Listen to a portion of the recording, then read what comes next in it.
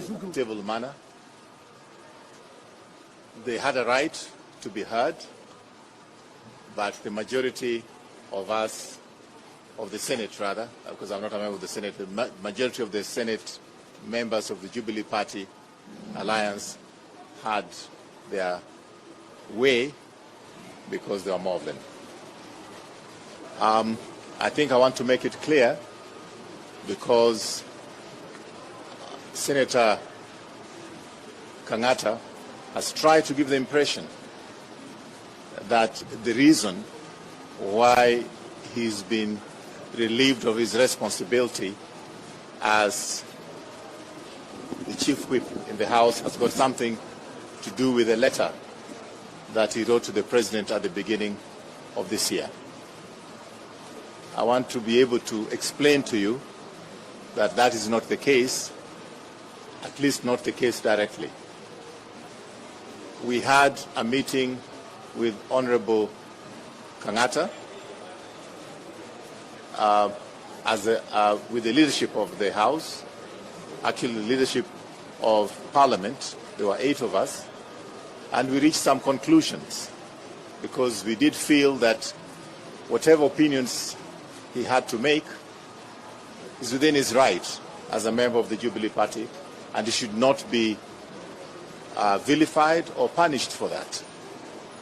But the way in which he did them was what was the question that we thought he should realize, that there's decorum, there are ways of addressing these issues when you want to talk to the leadership of the party, and especially if that leadership happens to include His Excellency the President. After that meeting, we had another meeting at the Jubilee headquarters in which we invited him. He refused to come.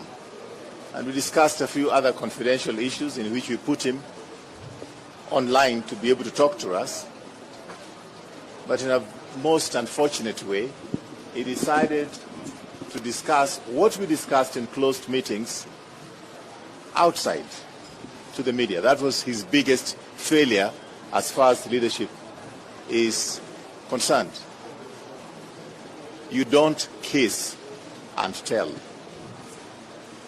You don't kiss and tell. When we meet as a leadership, you're supposed to keep the confidentiality of the meeting, keep the confidentiality of what it is we have discussed. But if after talking, immediately you go out and expose those who you talked with and what you said with them, then that is not acceptable, and that is his biggest failure as a leader, and therefore the rest of the leadership in the Senate are not able to trust him going forward. How then can they ever talk freely when he's there, when they don't know what he's going to say outside to the media and to his friends? So it is that breach of confidentiality which